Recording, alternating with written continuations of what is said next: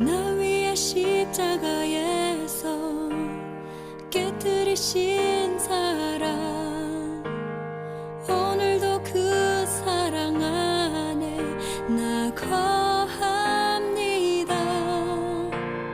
주님의 생명 내 안에 있고 주님의 사랑 날 강권하니 나 오늘도 주께 내 삶을 깨뜨립니다.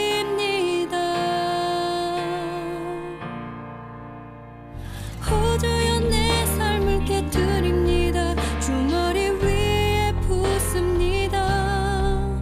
내 모든 삶과 생명을 주님 얻으소서. 호주여 내 삶을 깨뜨립니다. 주머니 위에 붓습니다. 주님께라면 아깝지 않습니다.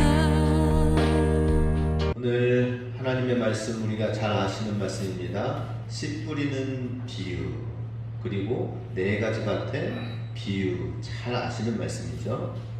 이 말씀을 제목을 이렇게 해봤습니다. 예수님의 100배 열매 맺기. 예수님의 100배 열매 맺기의 원리, 법칙을 우리가 이 시간 함께 깨닫는 시간이 되길 원합니다. 오늘 우리가 잘 아시는 말씀처럼 이 세 가지 밭이 있고 나머지 하나는 좋은 땅입니다. 세 가지 밭에는 뿌려졌지만은 길가, 돌짝밭, 바위 위에, 그리고 가시떨기, 가시밭에 떨어진 것은 굉장히 열매 맺기가 힘들다, 어렵다라는 것을 잘 알고 계시지요. 그러나 좋은 땅에 뿌려지면은 100배의 열매를 결실을 맺는다 하는 것입니다. 굉장히 차이가 많이 나죠. 열매를 맺을 수 있느냐, 아니면은 열매를 맺지 못하느냐. 그런데 열매 맺는 것은 30배, 60배, 100배의 결실을 맺게 될 것이다 라고 말씀하고 계시고요. 하나님의 말씀이 그대로 뿌려지고 그대로 되어진다면 결실은 반드시 맺게 될 것이다 라고 말씀하고 계십니다. 올해 우리 교회 표어처럼 하나님 나라 복음대로 되는 교회, 말씀대로 되는 교회, 믿음대로 되는 교회라고 하는 것처럼 이 말씀대로 우리가 반드시 살고 믿는다면은 100배의 결실을 맺게 될 것이다 라고 하는 것입니다. 그런데 100배의 결실을 맺지 못하게 하는 세 가지 부류가 먼저 예수님께서 말씀을 하고 있습니다. 먼저 길가밭은 어떻습니까? 하나님의 말씀을 직접적으로 빼앗아 간다라고 하는 것입니다. 뿌려진 것을 빼앗아 가요. 돌짝밭은 간접적으로 시험, 뿌리긴 뿌려졌는데 떨어지긴 떨어졌지만 뿌리를 깊이 내리지 못함으로 인하여서 아예 그냥 시들어 버리게끔 합니다. 세 번째 가시밭은 세상의 염려와 재물과 쾌락으로 인하여서 말씀이 기운을 내지 못하고 열매를 맺지 못하게 하는 것이다. 우리 이 세 가지 부분을 우리가 잘 극복하면은 우리 신앙생활에서 이 세 가지 부분을 잘 주의한다면은 우리가 좋은 땅이 되어 열매를 100배의 결실을 우리도 맺을 수 있다는 이 소망과 이 믿음을 가지고 나아가기 원합니다.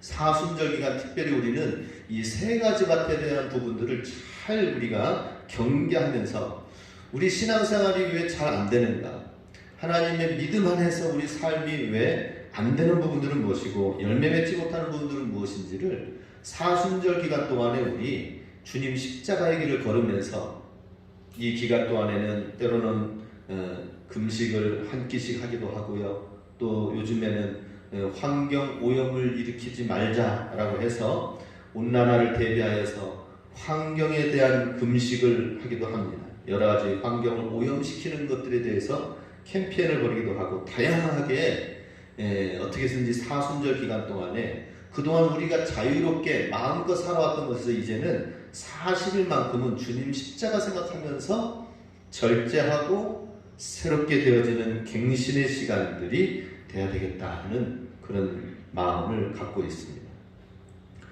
먼저 첫 번째 우리 5절과 12절에서는 길가에 대한 신앙을 말씀을 하고 있습니다. 같이 읽습니다. 씨를 뿌리는 자가 그 씨를 뿌리러 나가서 뿌릴새 더러는 길가에 떨어짐에 밟히며 공중의 새들이 먹어버렸고 12절 길가에 있다는 것은 말씀을 들은 자니 이에 마귀가 와서 그들이 믿어 구원을 얻지 못하게 하려고 말씀을 그 마음에서 빼앗는 것이요.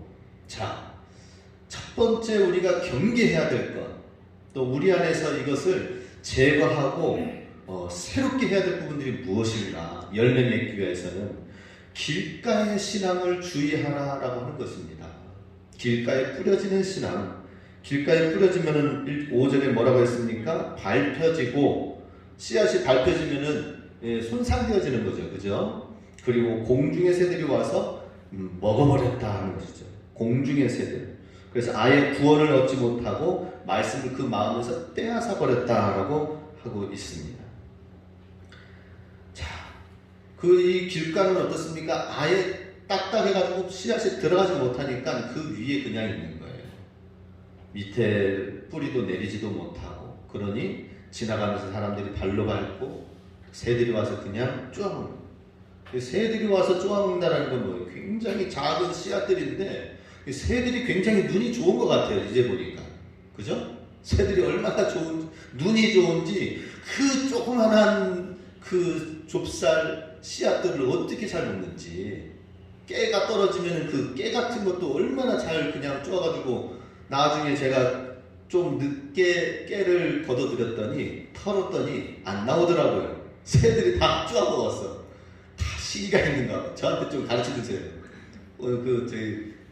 지금은 깨 떨 때입니다. 벨 때입니다. 좀 말씀해 주시기 바랍니다. 새들이 와가지고 먼저 다 그냥 가져갔더라고요. 그래서 제가 없어가지고 그냥 깨 향만 맡았습니다. 이게 향도 그냥 구수하고 좋다. 예. 자, 그런데 새의 눈에는 자기 모이밖에 안 보이는 거예요. 크게 보이는 겁니다. 어디에 있는지 가서 날아가서 막 곳곳에 다 먹는 거죠. 새의 눈이 좋은 게 아니라 새는 자기 눈에 보이는 먹이밖에 안 보이는 거예요. 사탄의 눈에도 자기가 삼켜야 될 자가 누군지 보입니다. 그렇기 때문에 우리는 사탄에게 가딘다고 해서 그냥 사람들 앞에서 나 신앙생활 이 정도 하면 괜찮겠지 해가지고 자기를 위장한다고 해서 되는 문제가 아니라는 거죠. 사탄의 눈에는 저 사람 보이는 거예요. 저 먹이다, 삼킬 자다, 빼앗아가자, 말씀을 빼앗아갈 자다, 이것이 보인다라는 것입니다. 사탄이 와서 즉시 그것을 하는데 공중의 새라고 했습니다.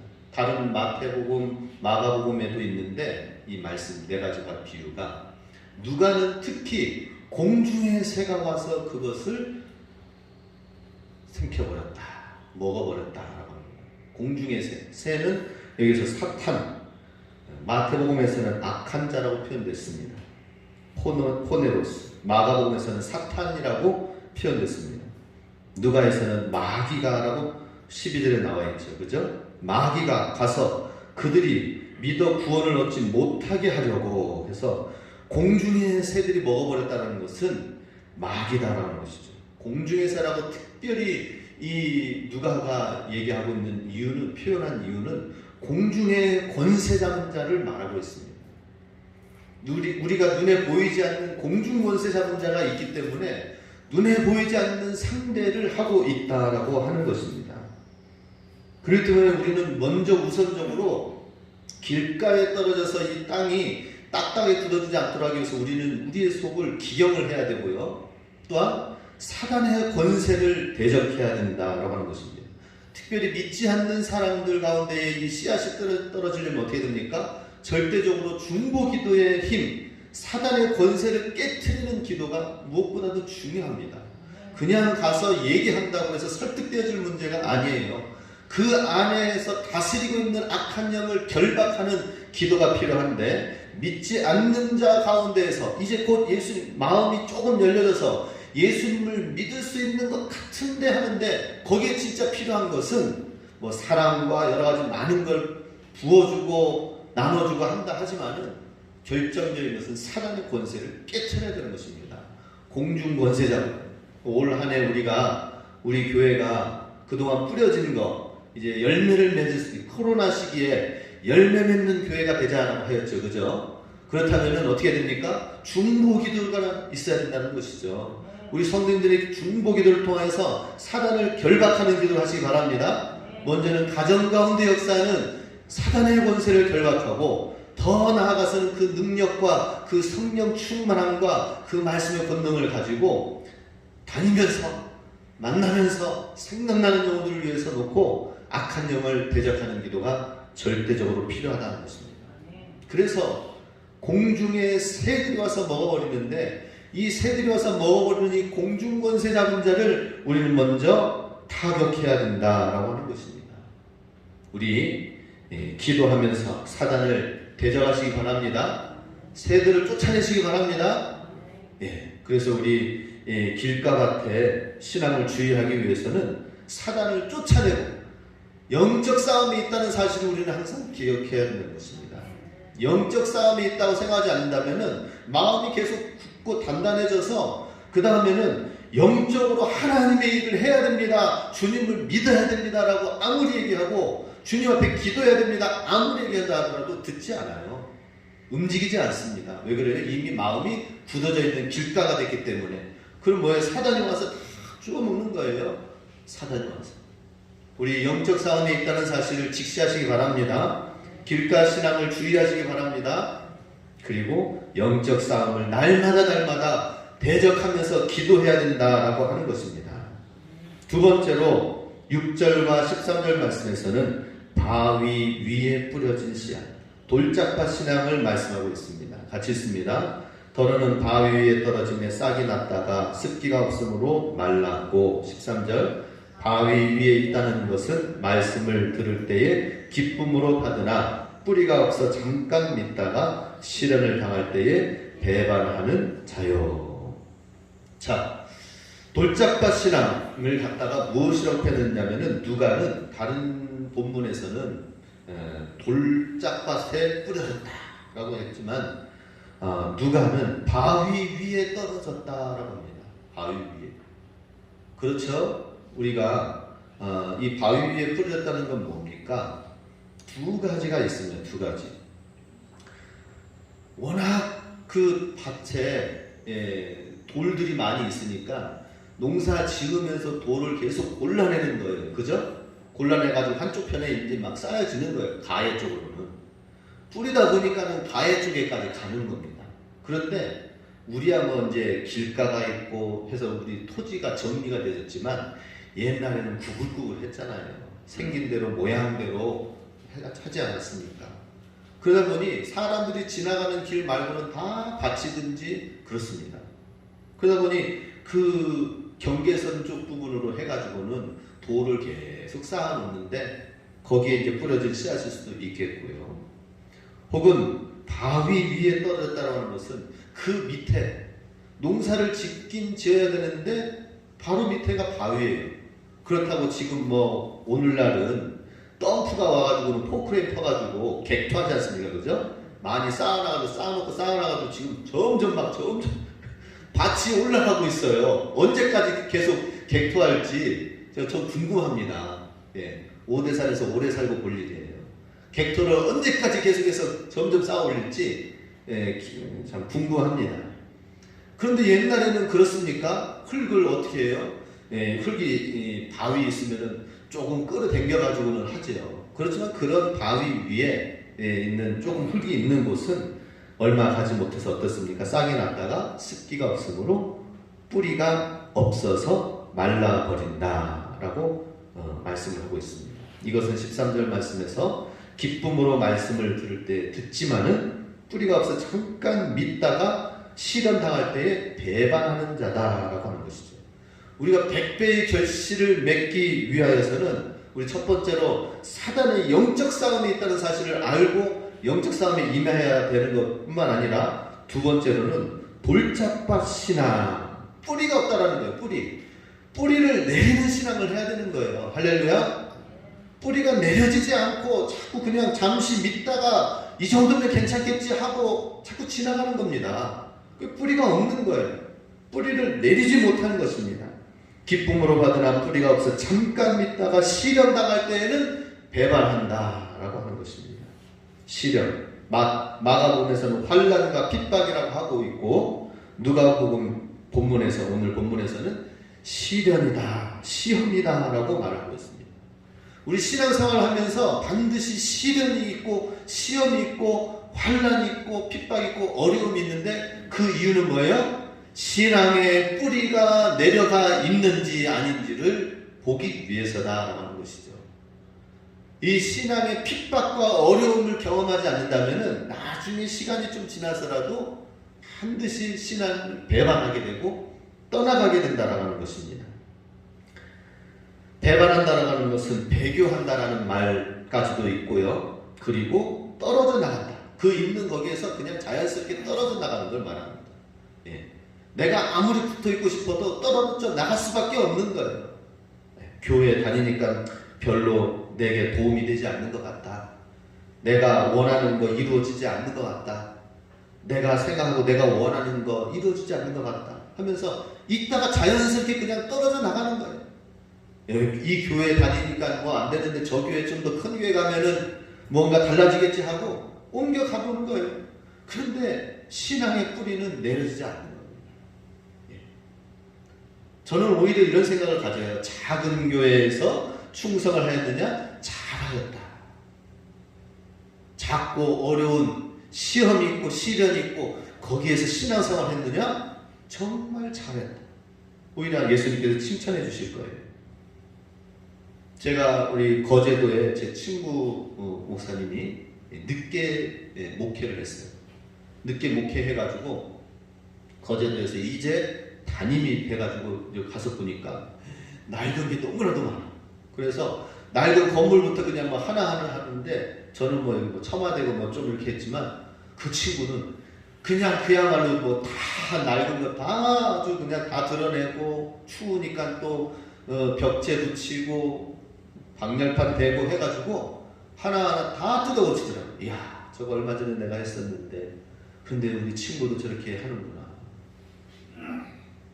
그런데 오히려 더 정말 이미 다 되어진 것 가운데에서 말씀만 전하는 것만이 아니라 저렇게 힘들고 열악하지만은 새롭게 고쳐나가면서 해나가는 그 모습 가운데에서 신실하게 해나가는 모습이 친구가 더 눈에 들어오더라고요.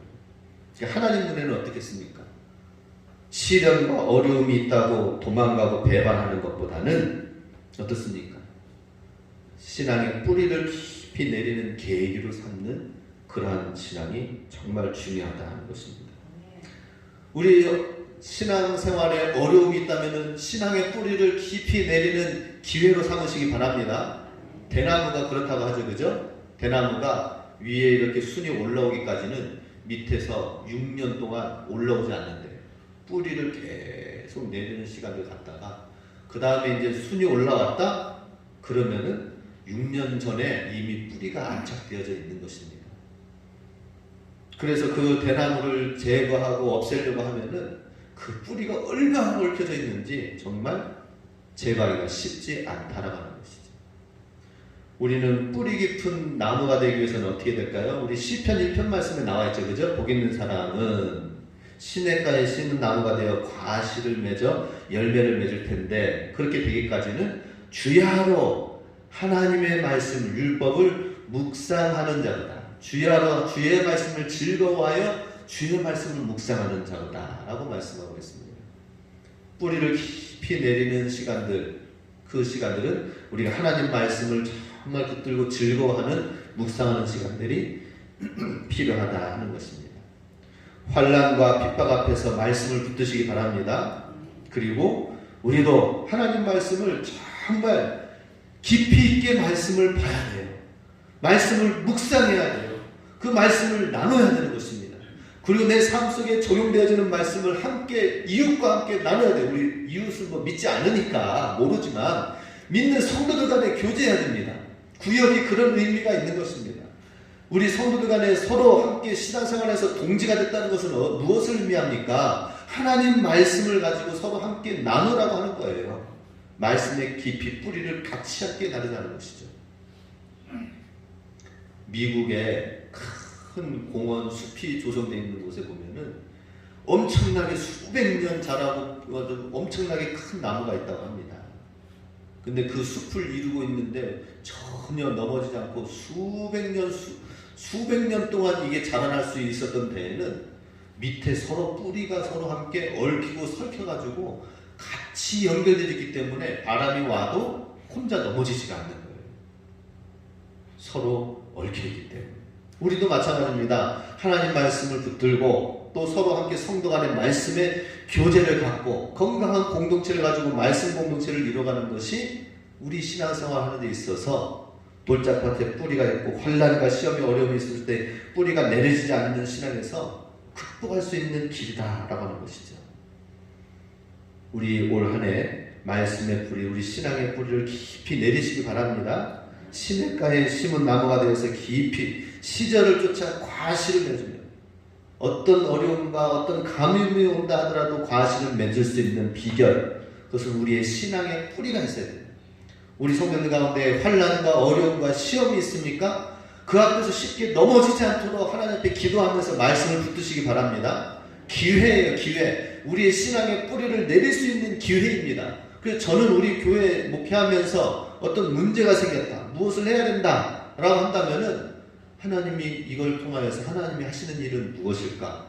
오히려 더 하나님께서 하시고자 하는 일이 무엇인가를 기대하고 소망하는 시간들로 가져요. 하나님께서 이것을 말씀하신 이유가 무엇인가? 마찬가지로 우리 성도님들도 말씀 안에서 이러한 신앙의 깊이가 뿌리가 내릴 수 있도록 해야 된다는 것입니다.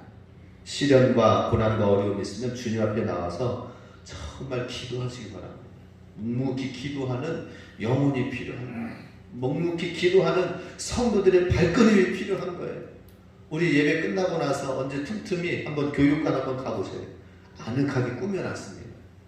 기도하고 싶은 마음이 들도록 꾸며놨어요. 여기에 있는 다 식물들 다 저기다 갖다 놓고 겨울 지금 보내고 있거든요. 거기 지금 꽃도 피어나려고 지금 꽃봉오리가 몽우리 지고 있어요. 거기에서 정말 하나님 앞에 기도하시기 바랍니다. 하나님 앞에 기도의 뿌리, 말씀의 뿌리, 신앙의 뿌리를 깊이 내리는 신앙이 될 때에 환난, 시험, 어떤 어려움이 있어도 넘어지지 아니하고 더 견고하게 되어져 간다라고 하는 것입니다. 세 번째로 가시떨기 신앙을 주의해야 된다고 말씀합니다. 7절과 14절 같이 있습니다. 더러는 가시떨기 속에 떨어짐에 가시가 함께 자라서 기운을 막았고, 14절 가시떨기에 떨어졌다는 것은 말씀을 들은 자이나 지내는 중 이생의 염려와 재물과 향락의 기운이 막혀 온전히 결실하지 못하는 자요. 가시떨기 속에 뿌려졌다. 팔레스타인, 이스라엘이 있는 지역에서는 가시떨기에 해당되는 그러한 종류, 가시가 돋친 식물이 22종이나 된다고 합니다. 그 정도로 굉장히 다양하게 많아요. 많다라는 건 뭐예요? 그만큼 식물들과 곡식들이 자라는 데 있어서 공격해오는 가시떨기들, 잡초들, 이런 풀들이 상당히 많이 있다는 것이죠. 우리야 뭐 지금 농약 뿌리기도 하고 제초제 뿌리기도 하고 뭐 당근 밭에 풀이 나면은 당근만 남겨놓고 싹 죽이는 그런 것도 있더라고요. 이야, 신기해요. 그렇지만은 그때 당시에는, 이 2000년 전 당시에는 어떻습니까? 농사가 가라지들이 많은 거예요. 잡초들이 많은 거예요. 굉장히 많아요. 그만큼 많은 것처럼 세상에 다양한 존재의 가시들이 많이 있다고 하는 것이죠. 우리 신앙생활 하는 데 있어서 이 세상에는 그만큼 다양한, 우리를 신앙생활에 자라나지 못하게 하는 것, 기운을 막고 기운이 막혀서 자라나지 못하게 하는 것. 자, 가시가 7절에서는 어떻게 자란다고 합니까? 식물과 함께 가시가 함께 자라서 기운을 막는다는 거예요. 예. 새싹도 믿음도 자라나지만은, 시간이 지날수록 말씀 안에서 믿음도 자라나지만은 세상적인 요인도 같이 자라난다라고 하는 겁니다. 같이 가시도 같이 곡식과 함께 자라나는 거예요. 이런 것을 우리가 하나님 앞에서 제거하지 않으면은 기운이 오히려 더 막힌다 하는 것입니다. 왜냐? 신앙생활을 하면서 같이 이 육신적인 것들과 세상적인 것들이 같이 자라나면서 말씀도 신앙생활 한다면은 나중에는 갈등을 같이 사이좋게 지내는 게 아니라 갈등을 일으켜요. 갈등. 그래서 로마서 7장의 말씀이 되는 거죠. 오라 나는 공부한 자로다. 내 속사람은 주님의 뜻을 행하려고 하지만 내 육신과 내 본성은, 내 양심은 자꾸만 육의 성향으로 나아간다 라고 하는 것이죠. 서로 싸우다가 갈등을 일으키다가 나는 공부한 자야, 나는 죽은 사망에 거하는 자야 라고 하는 것입니다. 복음과 함께 자라나는 모든 죄악들을 하나님 앞에서 이 사순절 기간에는 핀셋으로 뽑아내는 거예요. 이야, 우리 앞집에 보니까 우리 채훈이 형수 어르신 집에 마당에, 조그만 마당에 또 잔디밭이 있잖아요. 그죠? 예. 저는 이제 막 풀 같은 거 가끔씩 자라면 이제 예초기로 이제 쫙 베어내긴 하는데, 거기 지금 수준이 다르더라고요. 마당이 쫙 눈앞에 보이니까. 예, 잔디밭이 쫙 있잖아요. 물도 이렇게 쫙 주고, 스프링클러 뿌리고 하는데, 거기에서 이제 그 풀이 뭐 나면 얼마나 나겠습니까? 가끔씩 조금 나요. 핀셋으로 뽑더라고요. 핀셋으로. 와. 대단한 내공이죠, 그죠? 핀셋으로 뽑아. 와, 대단하셔요.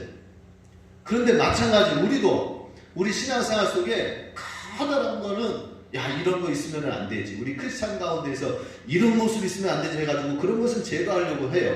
그것도 제거하지 않는 것도 문제지만은, 그죠? 그리스도인으로서 이런 행동을 하면 안 된다고 하는 그런 것을 우리는 무엇보다도 더 잘 해야 되겠죠. 그렇지만은 핀셋으로 뽑아낼 내공이 있어야 됩니다. 정말 바리새인과 서기관보다 더 나은 의를 주님께서 말씀하셨던 것처럼 오를 가져가면 십리를, 왼뺨을 돌려대면 오른뺨을 대고, 그러한 것까지 하면서 우리가 나아가기까지 가시떨기 가운데서 있는 것들을 걷어내야 된다는 것입니다. 그런데 그것을 걷어내는 데 있어서는 끝도 없죠. 그것을 어떻게 하나하나 일일이 다 할 수 있습니까? 한 가지 방법이 있습니다. 그것은 14절 말씀에 있는 것처럼 말씀을 들은 자이나 지내는 중에 이생의 염려와 재물과 향락의 기운이 막혀서 온전히 결실하지 못하는 자다라고 나왔습니다. 말씀을 듣고 있는 중에 지내는 중이다라고 하는 것은 그냥 뭐 기다리고 있는 게 아니라 나름대로 말씀을 듣고 열심히 하려고 해요. 말씀대로 살려고 해요. 최선을 다해요. 그래서 주님은 말씀대로 살면서 주님의 축복을 누리고 주님께 사명 감당하면서 주님께 영광 돌리려고 하는 마음이 있어요. 이게 지내는 중입니다. 그런데 문제는 무엇이냐? 거기에 그 속에 정말 뽑아내야 될 이생의 염려와 재리와 향락이 기운을 막게 한다고 하는 것이 있다는 것이죠. 이러한 것들이 왜 생깁니까? 삶의 우선순위를 자꾸 놓쳐버리기 때문이다 하는 것입니다. 가시떨기 신앙을 우리가 극복하는 것은 무엇이냐? 계속해서 세상에 수많은 22가지의 그 가시떨기 종류들이 많이 있다고 하는 거면 이 세상 가운데서는 우리가 경계하고 극복하고 이겨내야 될 수많은 유혹과 문제들이 얼마나 많이 있습니까? 그런데 그것을 극복하고 이겨내기 위해서는 삶의 우선순위를 둬야 된다는 것입니다. 할렐루야.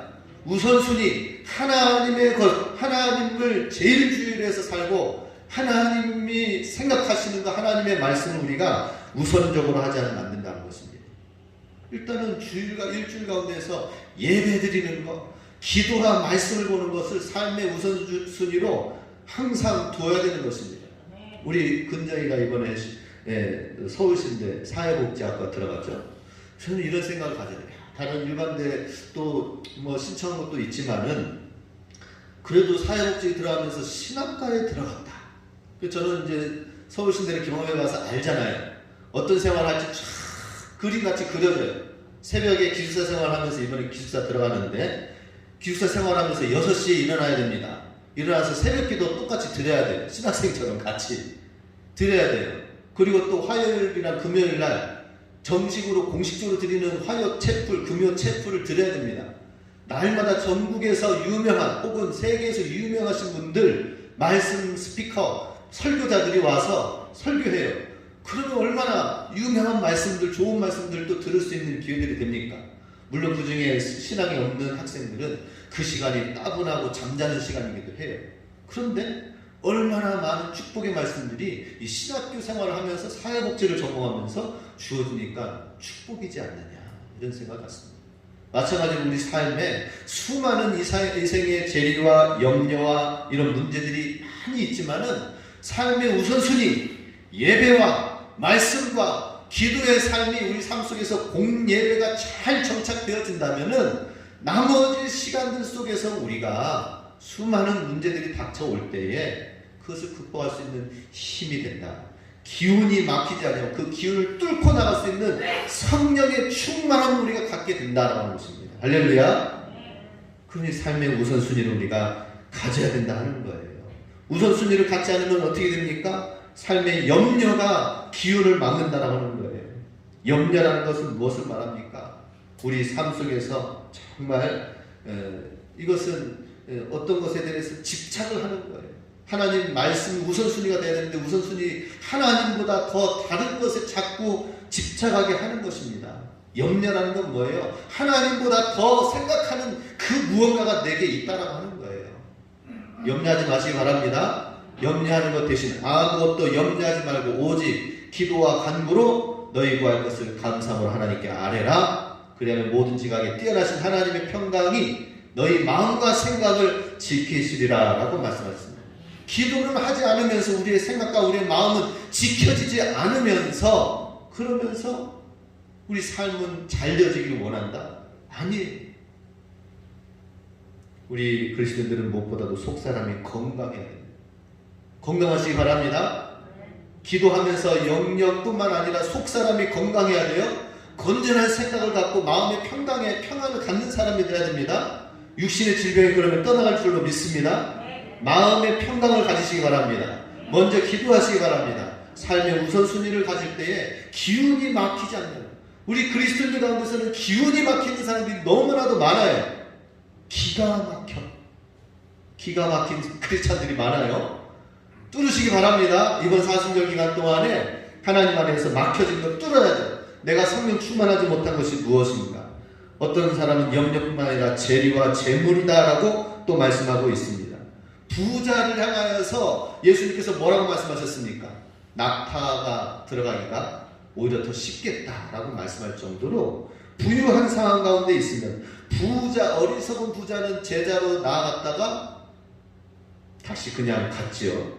돈과 재물이 차고 넘쳐서 삶의 우선순위를 놓쳐버리는 경우도 많이 있다는 것이죠. 아니, 돈이 너무 많아가지고 차고 넘쳐서 뿐만 아니라 돈이 없어도 경제적인 문제가 있어도 그것 때문에 오히려 삶의 우선순위를 놓쳐버리는 거예요. 돈이 있든지 없든지 문제는 뭐예요? 돈이에요. 야, 이 돈 가지고 내가 뭘 할까? 있는 사람은. 그렇죠? 지금 이 코로나 시기에 돈 있는 사람은 더 많이 주식을 하고 더 많이 이제 부동산 시장을 못하니까 다 주식 시장으로 가.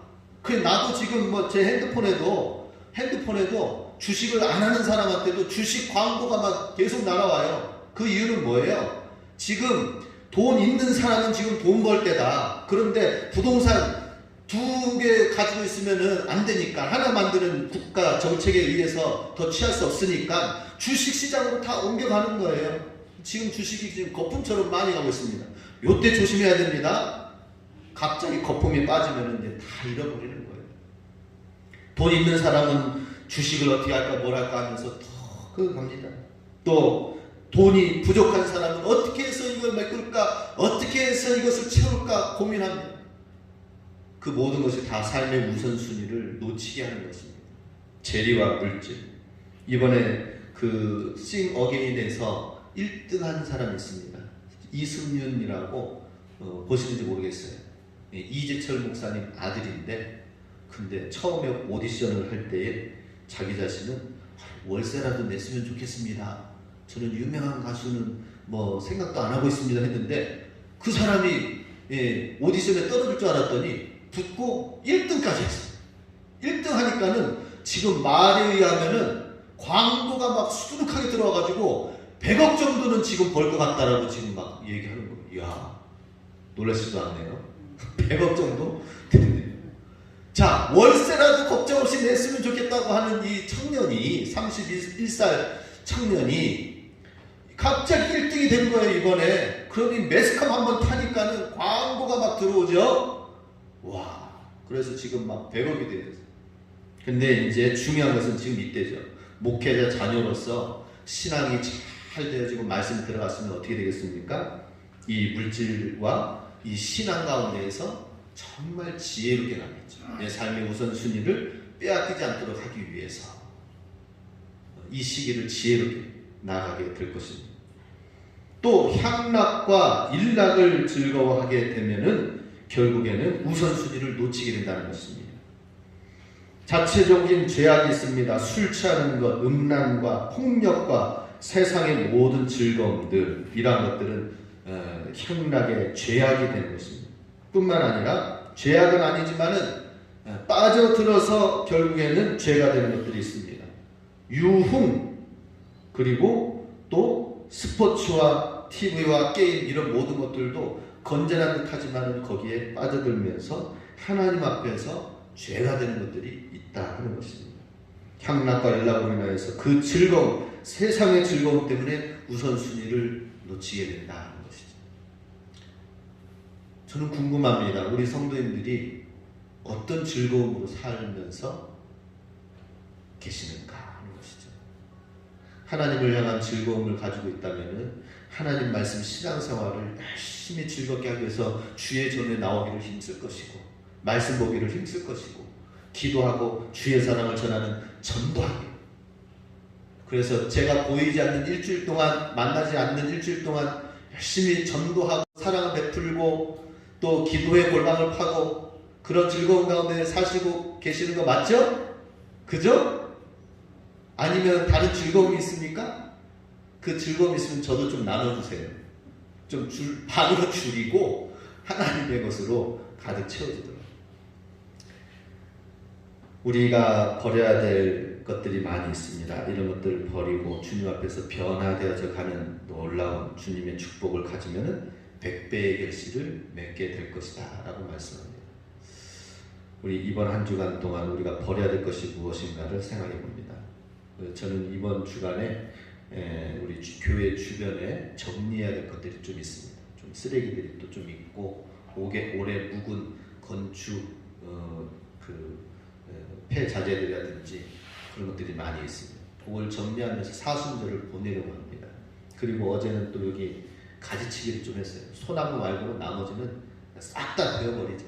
교회 가리는 것들 다 그냥 제거하고 깨끗하게 해서 사방에서 좀 더 깔끔하게 볼 수 있도록 하자. 그래서 또 나무 몇 그루 좀 뱄습니다. 여기 옆에 있는 향나무 없을 거예요. 옆에 있는 거 뱄어요. 깔끔하게 해서 정리를 하자 해서 이번 한 주간 동안 보내려고 합니다. 사순절이었던 우리 성도님들은 100배의 결실을 맺기 위해서는 이러한 모든 우리가 경계해야 될 것들을 우리가 잘 버리면서 사순절 기간 주의 은혜 가운데 거하면 주님께서 축복해 주실 것입니다. 우리 한 주간 동안 주 안에서 새롭게 되어지는 은혜를 누리실 수 있게 주님의 이름으로 축복합니다.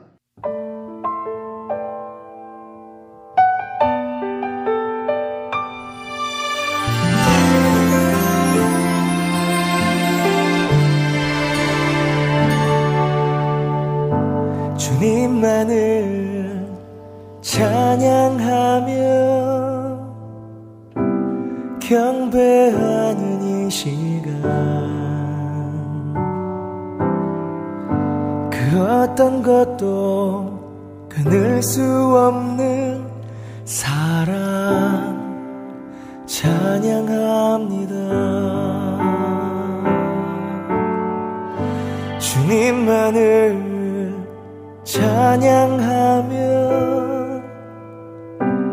경배하는 이 시간, 그 어떤 것도 끊을 수 없는 사랑 찬양합니다.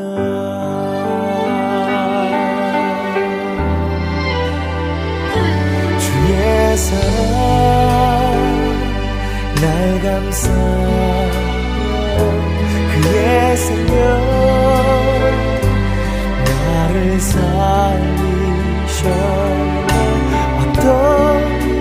어려움 속에도 주만 나를 여전히 사랑하신다 하네.